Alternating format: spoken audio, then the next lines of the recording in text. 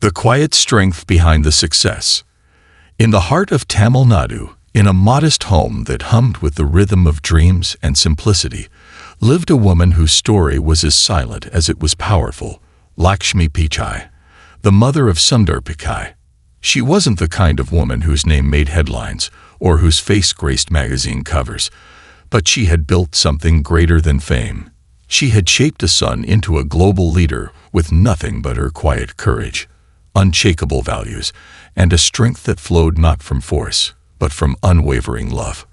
Her days were once filled with the scent of freshly brewed filter coffee, the quiet creak of ceiling fans in the humid afternoons, and the handwritten letters she kept tucked in drawers.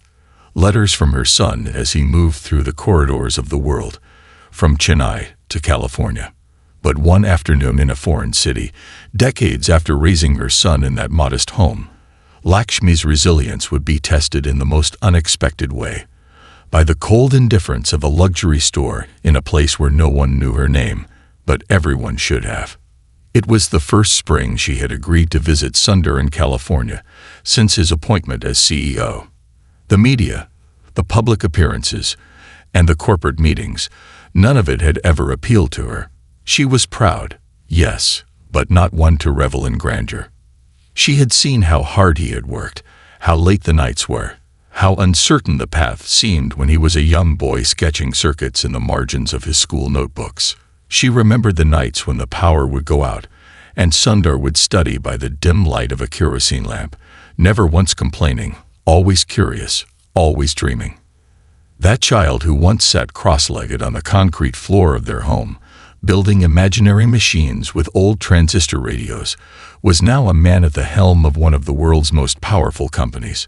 And yet to her, he was still that wide-eyed boy who needed a warm dosa before exams, and whose eyes lit up at the smell of mango pickle. It was on a quiet weekday, away from the crowds, when Lakshmi decided to explore the city a little on her own. Sundar had a full day of back-to-back meetings, and she didn't want to sit idle in the silence of his pristine, automated home. "Go see something," he had encouraged her gently, handing her a credit card she never wanted. "Use it if you need anything, Amma. Just enjoy." Her sari rustled gently in the California breeze as she stepped into the sunshine. Everything around her felt unfamiliar: the wide streets, the enormous cars, the scent of unfamiliar flowers. But Lakshmi had never feared the unknown. She had faced poverty without complaint, raised 2 children through economic uncertainty, and carried the weight of generations of expectations without flinching. She had walked into hospitals alone when Sundar was sick with dengue as a boy, and stayed awake by his bedside through the night when fevers refused to break. She had looked into the eyes of her own pain and decided to keep going, not for herself, but for her family. So what was a city, really, compared to that? She wandered into a district known for high-end boutiques, guided not by desire but by curiosity. The mannequins stood in windows dressed in fabrics that shimmered with silent elitism. The floors were marble, the doors opened with invisible sensors, and the silence inside was the kind that didn't invite you in. It tested you. Lakshmi stepped into one such store, her eyes adjusting to the soft lighting and the sterile beauty of everything around her. She wasn't looking for anything in particular. Perhaps a scarf. Perhaps something that reminded her of her journey. Something simple but beautiful. But the moment she stepped in, the temperature shifted, not the physical one, but the emotional climate. The store attendants, dressed immaculately in neutral palettes and cold expressions, glanced at her from the corners of their eyes. She could feel the shift in their posture, the way they assessed her sari, her worn sandals, the lines of age and experience on her face. She had encountered judgment before, of course. It wasn't new. But this was different. It wasn't just skepticism. It was dismissal. She walked toward a display of silk scarves, her fingers tracing the fabric gently. One of the attendants approached, her smile thin, her words mechanical. "Can I help you, ma'am?" she asked, the emphasis not on assistance but on suspicion. Lakshmi turned and nodded politely. "Just looking, thank you." The attendant's smile faded quickly. She hovered for a moment, then walked back to her colleagues. Lakshmi could hear the whispers, could feel the walls tightening. It was strange to be made to feel invisible, and yet too visible all at once. She moved toward a small clutch, a simple, elegant piece. She didn't know the brand, nor did she care. It was the texture that reminded her of her mother's wedding saree. There was something deeply nostalgic about it. But as she lifted it gently, another attendant appeared, this one younger, less guarded. "That one's quite expensive," she said, not unkindly, but with a condescension that cloaked her words like syrup. "Maybe you'd like to see something more affordable." Lakshmi looked at her, not with anger, but with the quiet calm of a woman who has nothing to prove. She placed the clutch back gently, nodded once, and turned to leave. No anger, no words, just silence, the kind that echoes long after footsteps fade. She didn't touch the credit card in her purse, not because she couldn't, but because she didn't need to.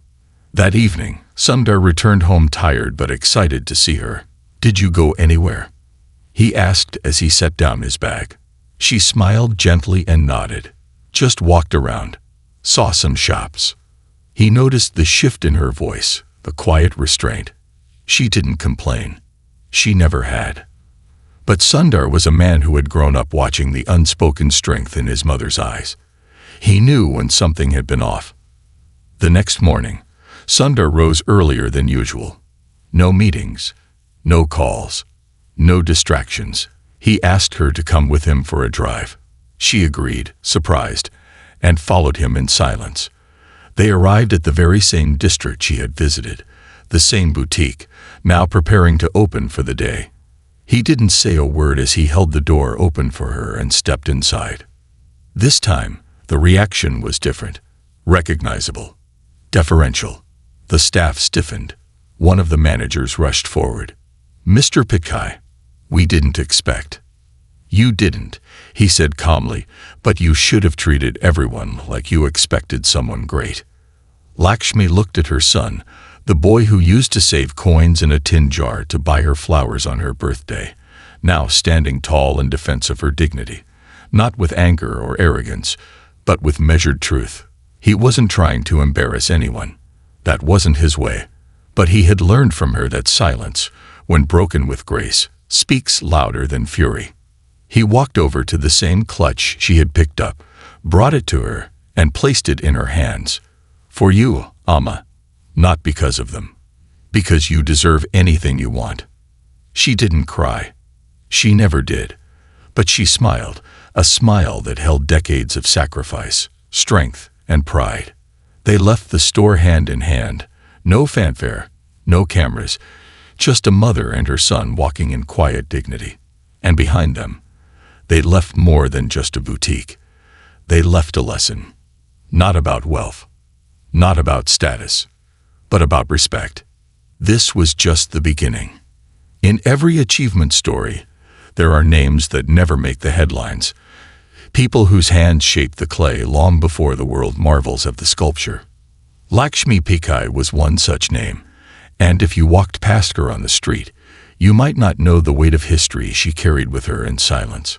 Her son, Sundar Pichai, stood in conference halls and media interviews, carrying the identity of a global visionary. But Lakshmi's life was a series of unseen sacrifices and private battles that paved the path for the very stage he stood on. This wasn't a tale of grandeur. It was the story of a woman whose greatness was not recorded in ink or photographs, but in the soul of the son she raised. Back in the small town of Ashoknagar in Chennai, where the streets still smelled like hot samosas from roadside vendors and scooters buzzed like persistent bees through narrow lanes, Lakshmi lived in a 2-room apartment with her husband and 2 children. Their home wasn't adorned with extravagance, but it was rich in warmth, filled with the sounds of schoolbooks being flipped through, boiling milk on the stove, and the quiet humming of a woman who refused to let circumstances define her family's future. Lakshmi wasn't just a mother. She was a seamstress of dreams, stitching every loose thread of hardship into fabric strong enough to hold her children's ambitions. She once worked as a stenographer in a government office, her job simple but vital in keeping their lives moving. Each morning, while the neighborhood still stretched its limbs, she would rise early, draping her worn cotton sari, fixing her son's breakfast, packing lunch wrapped in newspaper sheets, and rushing out the door. The routine was mechanical, but her intention was spiritual. She believed with unwavering faith that education was the one thing that would lift her children above the gravitational pull of poverty. She had never been taught to dream for herself, but she dreamt recklessly for her children. Sundar, from an early age, was curious, not just about books, but about how things worked. He was the kind of boy who would ask why the fan slowed down during power cuts and whether a radio could be fixed with spare wires. Lakshmi encouraged this curiosity even when resources were thin. She couldn't afford gadgets, but she brought home old, discarded electronics from acquaintances. While others saw junk, Lakshmi saw opportunity. "Let him take it apart," she'd say. "Even if he breaks it, he learned something." It was never about protecting objects. It was always about nurturing wonder. There was a time, when Sundar was around 10, that the family faced one of their toughest financial periods. His father's modest engineer's salary was delayed for months due to bureaucratic red tape. Lakshmi's income barely covered groceries. The gas cylinder had run out, and she cooked over a kerosene stove while fanning the flames manually to keep the heat steady. Sundar had his science competition that week. He had built a working model of a communication device using household items. Lakshmi remembered how his eyes lit up as he explained it to her. But he needed chart paper, wiring, and batteries. Things that cost more than they could afford that month. That evening, after putting her children to bed, Lakshmi quietly opened her steel trunk where she kept her saris. She carefully took out 2 of her more expensive ones, gifted by her mother on her wedding day. The next morning, she sold them in the market, not for sentiment, but for science. With the money, she bought everything Sundar needed. She never told him. She didn't need gratitude. She only needed to see him dream freely. Years later, when Sundar stood in front of MIT's admissions committee, answering their questions with calm confidence, Lakshmi was at home in Chennai, praying in the tiny puja room, lighting a single lamp, her hands folded in silence. When he got the letter of acceptance, he called her immediately. She didn't understand the full scope of what it meant, but she felt it in her bones. Her son was going somewhere far, somewhere great. That night, she sat alone and wept, not because she was afraid, but because she knew her role in his life was about to shift. She was no longer the constant in his everyday world. She would now become the silent anchor across oceans. Years passed, and Sundar rose in ranks, first at Google, then to the world stage. But Lakshmi's life remained modest. She never asked for more. She never bought a new home. She never wore luxury brands. Her pride wasn't in what her son earned, but in how he remained humble. She taught him to never forget where he came from, and he carried that lesson in every boardroom and summit. Even when he was invited to Silicon Valley's most exclusive circles, Sundar's thoughts often returned to his mother stirring sambar in their tiny kitchen, the sound of the ceiling fan wobbling above them, and the aroma of home. And then came that spring visit to California, the one she agreed to reluctantly, urged by Sundar, who wanted to show her what her sacrifices had built. The luxury store incident wasn't just an unfortunate moment of prejudice. It was a jarring reminder of how easily society measures worth through appearance. But it also sparked something deeper, a reawakening of all the years she had endured quietly, the times she had been looked down upon, not for who she was, but for how she looked or what she wore. After they walked out of that store, Sundar insisted they stop at a small coffee shop nearby. It wasn't a posh cafe, just a humble place with strong espresso and wooden chairs. They sat down quietly. Lakshmi, still holding the clutch he had bought her, looked at him and spoke softly. "Why did you do that, Kanna?" Her voice wasn't accusatory. It was maternal. "Because they needed to understand who you are," he replied. "And because you taught me never to accept silence when something wrong happens." She looked at him, truly looked, as if seeing not just her son but the journey they had taken together. I didn't raise you to fight the world with anger. I raised you to lead it with understanding. You don't need to shout to be heard." Sundar nodded. "I didn't raise my voice, Amma. I just stood beside you." That moment between them was unspoken but eternal. In that small cafe, a CEO and his mother sat together like they always had at their kitchen table in Chennai. No media, no titles, just a mother and son remembering where they came from and why it mattered. Later that week, Sundar invited his closest team members to dinner at home. Lakshmi, despite her protests, cooked the entire meal herself. She prepared rasam, vada, avial, and a dessert her son loved, Paul Payasam.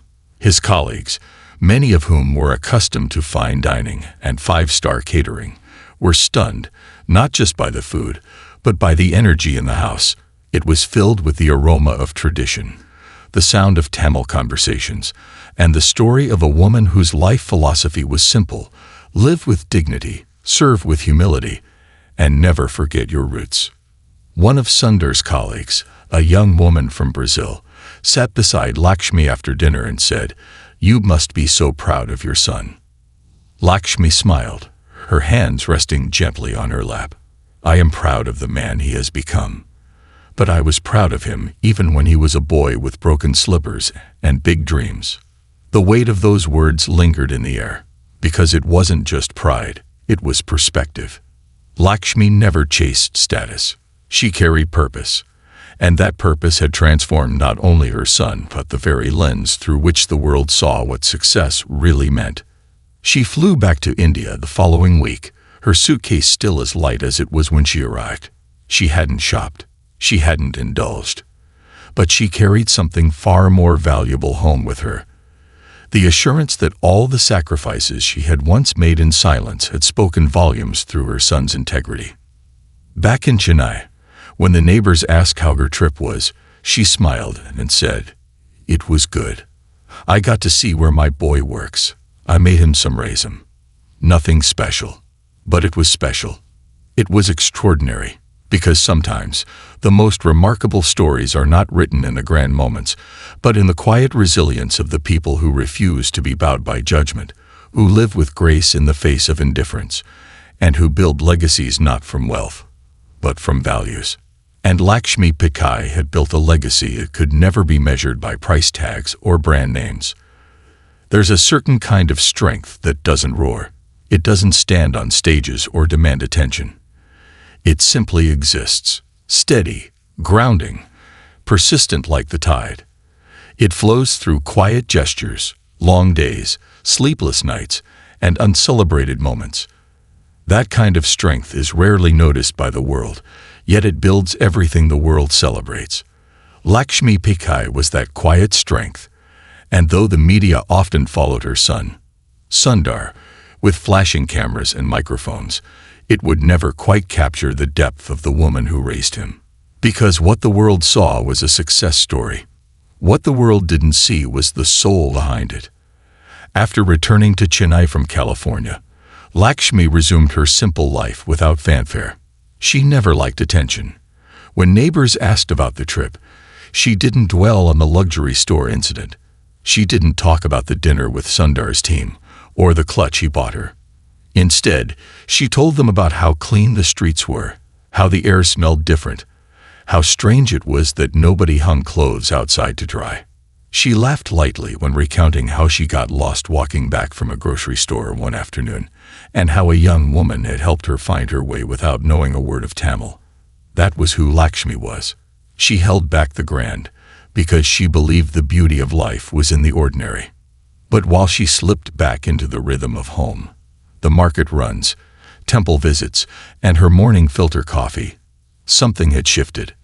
Not in her, but in Sundar. He had always been humble, but after that trip, something in him deepened. He began speaking more openly, not about power or profits, but about purpose. In keynotes, interviews, and leadership meetings, he often referenced the importance of values instilled in childhood. He didn't name his mother each time, but those who knew him well understood exactly who he meant when he spoke of the woman who taught me that kindness is never a weakness.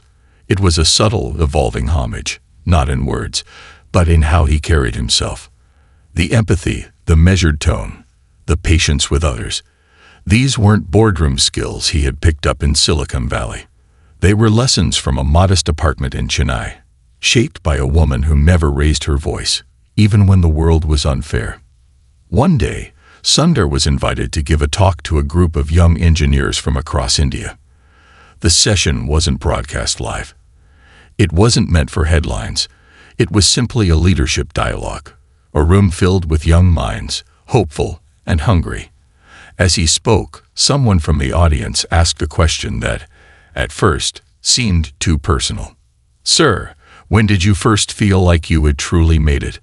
That you had arrived?" There was a moment of silence, not because he didn't know the answer, but because the question took him somewhere deeper than the stage allowed.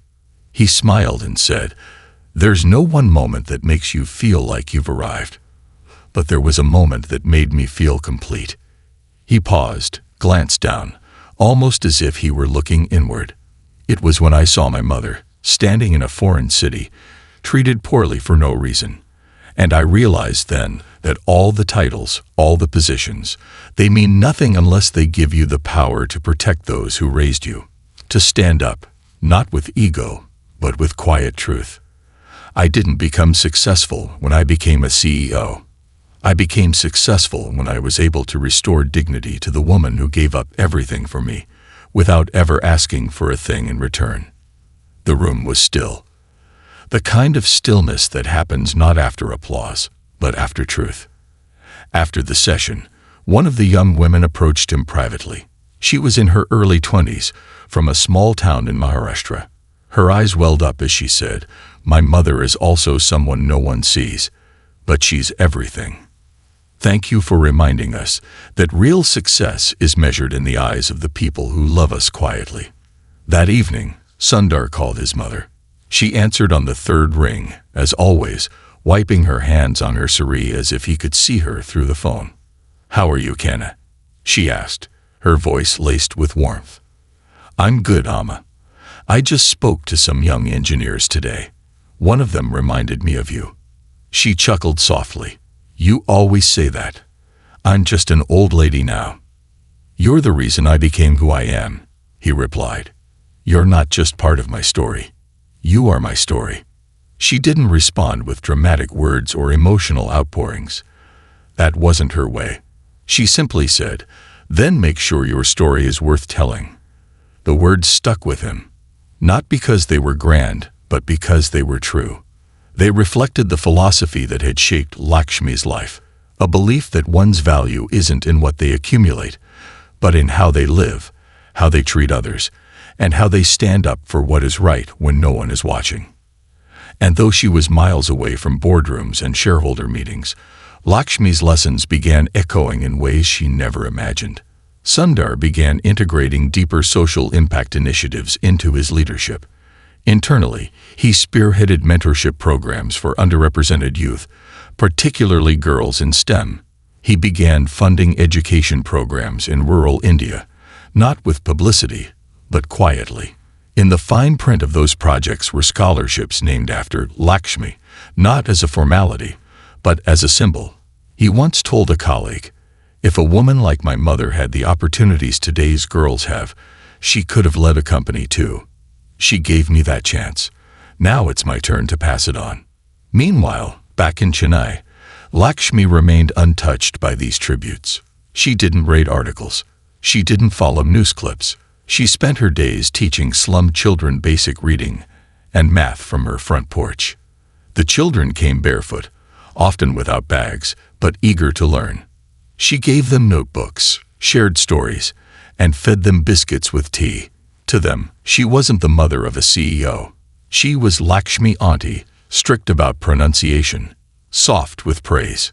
Her neighbor once asked, "Why do you still teach? Akka, you've done enough. Your son can take care of everything." She smiled. "He takes care of the world. I take care of the few who come to my doorstep." And so, while the world talked of digital revolutions and artificial intelligence, in one quiet corner of Chennai, Lakshmi Pichai waged a different kind of revolution, one of kindness, humility, and personal attention. She lived simply, not because she had to, but because she chose to. For her, richness was never in things. It was in the ability to give, to guide, to serve. Her story, invisible to most, was becoming a whisper in corridors where billion-dollar decisions were made. And perhaps that's the greatest legacy anyone could ask for. Not fame, not wealth, but influence born of values, not vanity. Lakshmi's life was a testament to what the world doesn't see.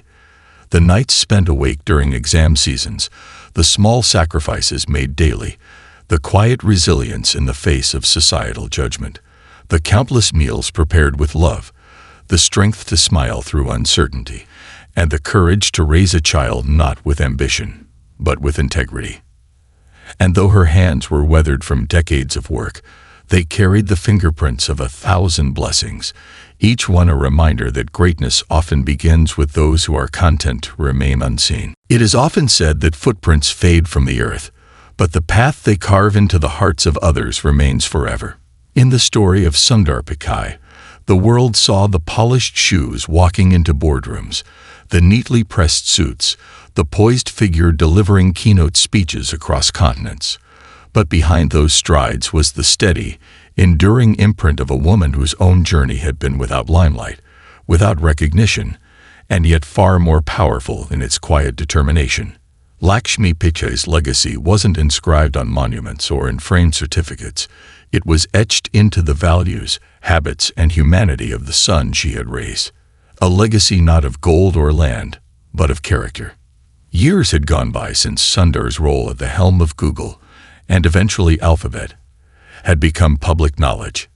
His face became recognizable across the globe. He was praised not just for his intelligence, but for his calm demeanor, humility, and steady leadership during turbulent times. But what most people didn't realize was that these weren't traits learned at business school or refined through corporate mentorship. They were inherited from a mother who, for decades, had led not with authority, but with example. As Sundar's influence grew, journalists, educators, and even historians began tracing his upbringing. They wanted to understand what made a man like him emerge from modest beginnings and navigate the highest echelons of the tech world with such grounded conviction. Some visited Chennai. A few managed to glimpse the simple neighborhood of Ashok Nagar. Fewer still met Lakshmi. Those who did were often surprised, not by her words, but by the gentle resistance she showed to the idea of being important. "Do you feel proud when you see Sundar on television, Auntie?" one young reporter asked during a rare visit. Lakshmi smiled softly, arranging marigolds on her puja shelf. "I feel proud every time he speaks respectfully, not because he is on television. That part doesn't matter to me." The reporter was taken aback. "Not even when he's with heads of state, or speaking at international forums." Lakshmi looked at her calmly. "Let me ask you something. When was the last time your mother was proud of you? Was it when you got published? Or was it when you stood up for someone, helped a stranger, or told the truth when lying was easier?" The young woman didn't answer. She didn't need to. That was the core of Lakshmi's worldview. Success in her eyes wasn't an event. It was a way of being. She measured greatness by intention, not outcome, by how gently one treated those who couldn't offer anything in return. This philosophy shaped every part of her life, from how she interacted with the vegetable vendors to how she raised her children. Even as Sundar was invited to attend forums like Davos, to sit with prime ministers and presidents, to advise on the future of artificial intelligence and global infrastructure, he never stopped calling his mother on Sundays. Not because it was a scheduled call, but because it was sacred. A habit formed in boyhood, preserved through time zones and tech revolutions. And every Sunday, Lakshmi would ask the same things. Did you eat on time? Are you sleeping enough? Are you drinking too much coffee? And every Sunday, Sundar would answer with a smile in his voice, allowing himself to become her little boy again, even if just for a few minutes. One year, he returned to Chennai quietly, without media announcements. It was for Lakshmi's 70th birthday. There was no grand party, no elaborate setup, just close family, neighbors, and a few children she taught on the side. They gathered under the familiar fan in the living room, with steel plates lined with idlis, coconut chutney, and hot Vedas. There was laughter, old stories, and the kind of joy that comes not from extravagance, but from shared history. Sundar sat next to his mother on the floor, cross-legged like he used to as a child. At one point, one of the children she taught, a little boy named Karthik, asked him curiously, "Do you still remember your Tamil poems, uncle?" Sundar laughed. "Only if my Amma doesn't quiz me." Lakshmi, never missing an opportunity, recited the first two lines of a classic Bharathiyar poem and nudged him to finish, to everyone's amusement. Sundar did. Not perfectly, but close enough.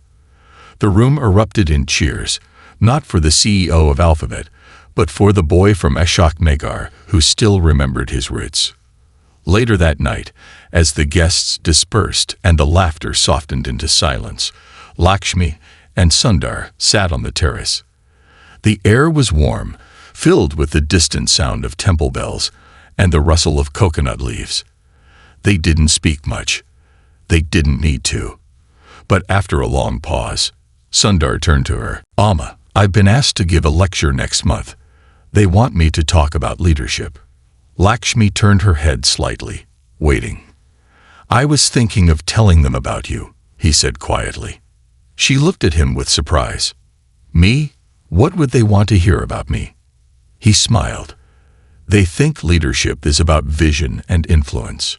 But I've watched you lead with values my whole life. I've seen you build a world with almost nothing. Seen you lift others without lifting your voice. That's leadership, even if the world doesn't see it." Lakshmi didn't say much after that, but her eyes shimmered, not with tears, but with acknowledgement. She had never seen her life as extraordinary. To her, it was simply what had to be done. But to her son, and slowly to the world, it was becoming clear that this very simplicity held rare wisdom. When Sundar delivered that lecture weeks later, it wasn't filled with jargon or theories. He spoke about patience, about the power of listening, about how his mother handled neighborhood conflicts when tempers rose, how she resolved disputes over water usage with calm compromise rather than escalation. He spoke of how she welcomed children from all religions into her home for tutoring without bias, teaching them to read not just books but the world around them. And when he ended the lecture, he said something that would stay with the audience long after. "My mother never stepped into a boardroom. She doesn't know how to use a computer. But every ethical decision I've made in my career, every moment I chose humility over ego, I did it hearing her voice in my head. And if that's not leadership, then I don't know what is." The applause was thunderous. But far away, in Chennai, Lakshmi didn't even watch the video. She was in her courtyard, teaching a group of children how to read a newspaper. One of the girls mentioned the video. "My appa said you're famous, auntie." Lakshmi just smiled and tapped the paper. "Fame doesn't teach you how to understand the news. Now read this headline again." That was Lakshmi Pichai, the mother of a man the world admired, and yet uninterested in admiration herself. Her power was not in what she had achieved personally, but in the clarity of her compass. She walked through life with a kind of invisible dignity, never demanding respect, but always deserving it. She taught her children to dream, not just for themselves, but for others. To succeed, not just in numbers, but in integrity. Her legacy was in every step Sundar took, not because she walked beside him, but because she had walked ahead, clearing the way, setting the tone, showing by example how to rise without stepping on others, how to lead without leaving people behind, and how to remain grounded no matter how high the world lifts you. And so the world saw Sundar Pichai, the innovator, the executive, the leader. But those who looked a little deeper saw something more. They saw Lakshmi, and the legacy she left in every step he took. In a world spinning ever faster, with algorithms racing ahead of thoughts, notifications interrupting every quiet moment, and decisions needing to be made in milliseconds. The rarest strength is not in how loudly one moves, but how still one can remain. In stillness, there is clarity. In stillness, there is choice.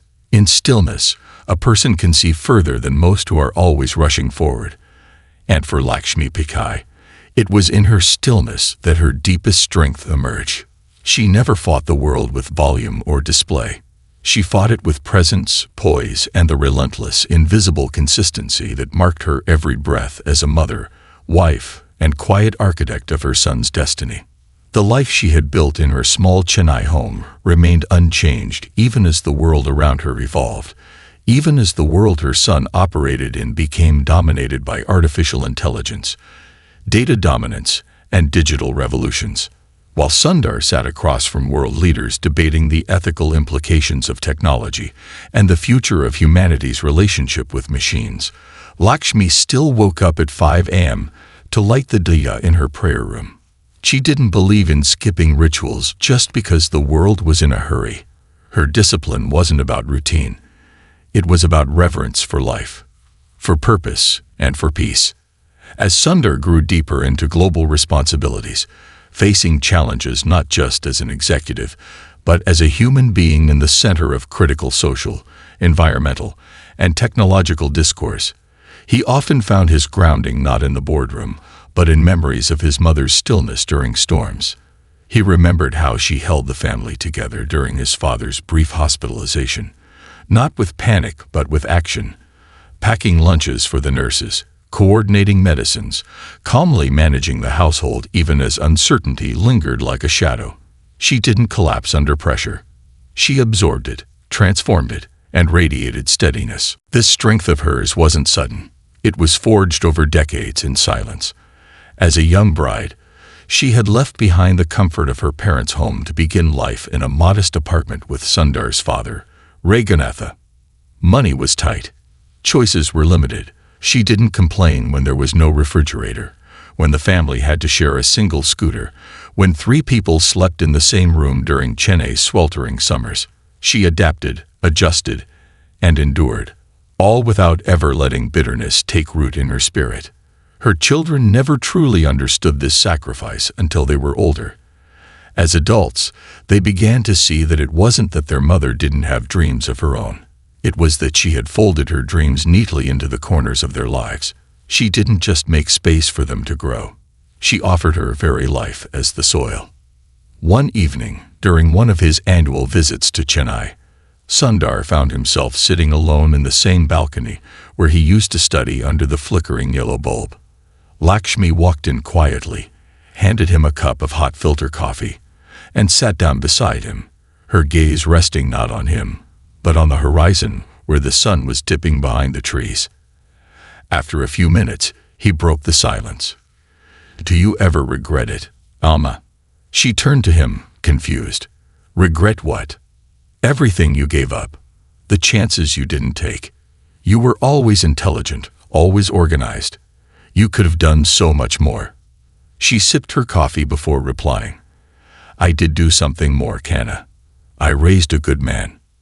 Sundar looked at her, humbled once again by the simplicity of her perspective. "I know the world measures success in salaries and fame," she continued, "but the only real success in life is raising someone who doesn't forget who he is when the world hands him everything." He didn't say anything. He didn't need to. That night, as he looked around the same home he had once outgrown, he felt its quiet strength as if for the first time, not as a child, but as a man seeking shelter from the storms of global responsibility. In the months that followed, Sundar made subtle changes in his leadership style. He began introducing more intentional pauses in his schedule, not for rest, but for reflection. He invited his team to focus not just on output, but on purpose. He began shifting conversations from quarterly earnings to long-term legacy. And when asked by a major publication how he stayed grounded amid global chaos, he replied, "Because I had a mother who taught me that even the strongest storm can be weathered if you're still enough to understand its rhythm." This philosophy began seeping into his public work. He funded mental health programs within the company, launched initiatives around mindful leadership, and began mentoring not just professionals but young parents, urging them to prioritize presence over performance in their children's lives. He often quoted lessons from his childhood, not dramatic ones, but subtle memories of how his mother folded his uniform, how she never rushed through prayers, how she always spoke softly even when others raised their voice. And while he inspired millions, Lakshmi remained in her quiet world, unaffected by the praise. One day, while watering the tulsi plant in her courtyard, an old neighbor walked up to her and said, "Your son is changing the world, Lakshmi. You must be so proud." She smiled. "I'm proud of how he treats the world, not of how much he changes it." That was her lens, her clarity, her stillness. She didn't get swept away by achievement. She didn't chase recognition. Her pride came from observing the humanity in her children's actions. And for Sundar, this grounding became the invisible architecture of his life. During a keynote in Tokyo, he was asked an unscripted question. What do you consider the most important leadership trait in the age of AI and automation? Without hesitation, he replied, compassion. Because machines can process data, but only people can process pain. My mother taught me that. She never used a computer, but she understood people better than any algorithm. The room was silent after that, not because they didn't understand, but because they did. Lakshmi's strength and stillness had become her son's compass in chaos. In a world that prized motion, she had mastered the art of rootedness. And because of that, her legacy didn't live in headlines or digital footprints. It lived in the decisions of a man who carried her wisdom into every boardroom, every policy change, every act of quiet influence. Back in Chennai, one of the children she tutored brought her a hand-drawn card. On it was a crayon drawing of a rocket and the words, "Thank you for teaching us to fly." She chuckled, folded the card neatly, and placed it beside her puja lamp. Not because she needed validation, but because it reminded her that stillness, when lived with purpose, gives others the courage to soar. And so, while Sundar Pichai shaped the future with servers and strategy, Lakshmi shaped humanity with silence, stillness, and a strength the world will never fully understand. Every celebrated life has a story behind it, a quieter one, a more intimate narrative that doesn't get captured in interviews or headlines, yet lives inside every decision, every step forward, and every word spoken in integrity. It's a story without applause but filled with truth. It doesn't trend, but it transcends. And behind the story of Sundar Pichai, the global tech leader, the innovator, the face of a digital future, was the life of a woman who had written no code, built no product, launched no startup, yet had built a life so rich in values that it echoed into the very DNA of the son who carried her legacy into the world. Lakshmi Pichai was, by all accounts, a woman whose biography the world wouldn't consider writing. She hadn't climbed corporate ladders or stood at podiums with microphones. She hadn't been honored with plaques or degrees. But as Sundar once said in a closed-door conference with young entrepreneurs, "If we ever build a monument to humility, strength, and quiet power, my mother would be its blueprint." And that statement was not poetic, it was precise. As the years continued to unfold, Sundar found himself moving between continents, technologies, and time zones, yet increasingly drawn to the memory, the presence, and the quiet teachings of his mother. While innovation moved rapidly, her principles remained timeless. While the markets shifted daily, her composure was immovable. And while the world kept placing new demands on him, expectations that tested every dimension of his identity, it was his foundation, laid brick by a woman in a humble home in Chennai, that held him upright without fail. There came a time when Sundar was invited to deliver the keynote at a major global summit, a gathering of the most influential voices across politics, economics, climate science, and technology. It was more than a speaking engagement. It was an address that would be recorded in history, one that millions would watch. The theme was shaping humanity's future, and speakers were urged to go beyond company goals and personal success, to talk about what they believed the world needed most: Everyone expected Sundar to talk about data, artificial intelligence, or the future of digital infrastructure. But when he took the stage, standing before an audience that included presidents, Nobel laureates, activists, and economists, he opened with a story that took the room by surprise. He began not with technology, but with a memory. "When I was 10 years old," he said slowly, "I asked my mother why she didn't ever buy new clothes for herself, even when she clearly needed them. We weren't rich, but she could have bought something modest. She simply said, 'I get happiness when I see you wear what you need. That's enough for me.'